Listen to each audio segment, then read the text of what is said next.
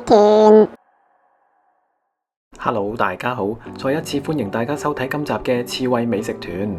今次我哋嚟到女人街食一間比較特別嘅拉麵店。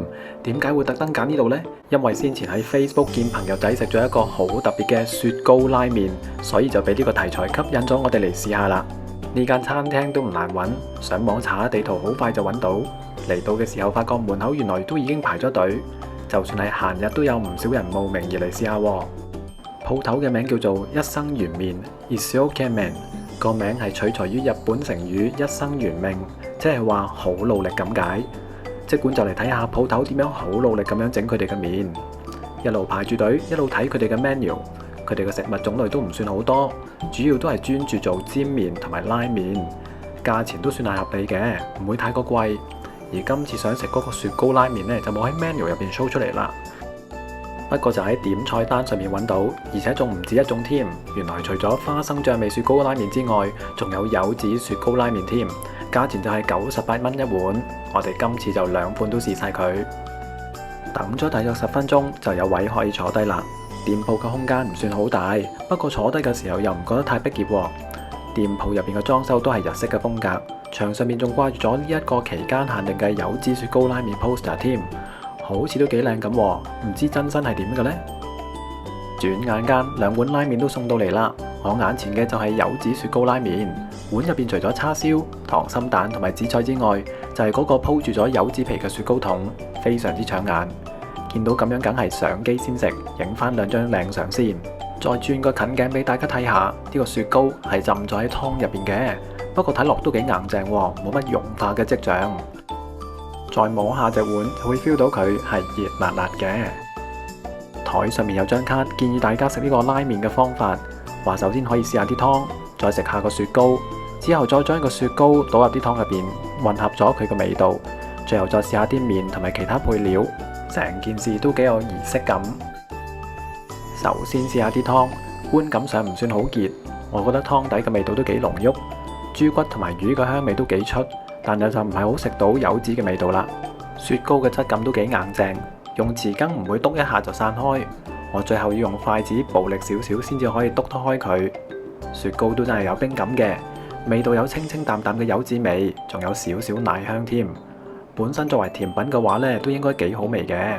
呢度嘅麵可以選擇軟硬度，我就揀咗比較硬身啲嘅麵。我覺得麵質都幾實淨，唔係彈牙嗰種，但係好厚實嘅。令人食完呢有好飽肚嘅滿足感。柚子麵嘅雪糕係一個完完整整嘅甜筒，雪糕嘅份量其實都唔少。我將個甜筒浸落啲湯入邊，佢就會變得腍腍地，有少少嗰種軟綿綿，食粥嗰種薄脆嗰種口感係 OK 嘅。將個雪糕撈入呢個湯底之後，就會令個湯底加翻少少清甜，減低咗少少呢個湯底嘅油膩感，都幾得意喎。碗入邊嘅2塊叉燒都幾鬆軟，有少少燒烤味。再點少少雪糕湯底呢，就會令佢有少少柚子嘅甜味，成件事都幾夾嘅。個溏心蛋都做得唔錯，不過略嫌個蛋呢就比較細少少啦。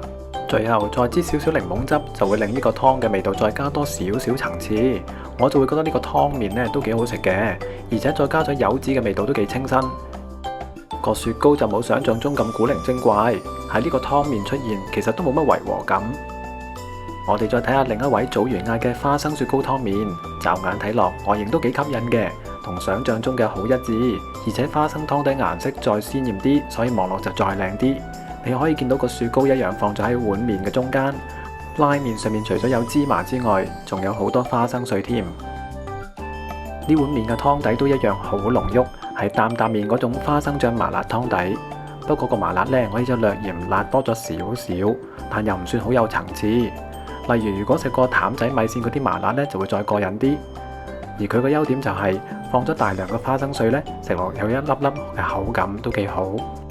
呢個咁特別嘅湯麵，因為加咗個雪糕，食嘅時候就會有少少冰火兩重天嘅感覺啦。食下一個辣嘅麵，又會有少少冰冰地嘅雪糕解翻辣。咁就算喺熱嘅天氣食呢個辣麵，都覺得幾爽。你可以見到花生醬味雪糕呢款拉麵嘅雪糕呢，個份量就會少過柚子個款，得半個雪糕筒嘅啫。雪糕嘅奶香味加埋花生醬個湯底，其實個味都幾夾嘅，有少少似中式擔擔麵嘅 feel。而呢碗麵嘅叉燒呢，都一樣好鬆軟嘅。整體嚟講，我就會覺得成個麵贏咗喺個湯底同埋個雪糕嗰度啦。最後再做翻個總結，我就會覺得呢間餐廳嘅麵都幾特別嘅，雖然概念上都幾古怪，但係味道上都係好嘅。而價錢嘅定位呢，仲係算係合理嘅。中意嘗試新奇嘅嘢食嘅朋友呢，一定唔會失望嘅。而美中不足呢，我就會覺得個麵有少少鹹，食完就可能會飲翻幾杯水先可以解到渴。今集就講到呢度，下一集見。本影片並非廣告，全屬個人視頻分享。由於餐飲計劃時有改動，是次分享嘅價格同埋細節可能與最新安排有差異，如細節上有錯漏，敬請見諒。多謝你睇完晒我哋段片，希望你會喜歡。鍾意嘅話請俾個 like 支持下，以及訂閱我哋嘅頻道，仲有可以撳埋個鐘仔搶先看。Thanks for watching and see you soon. Ciao.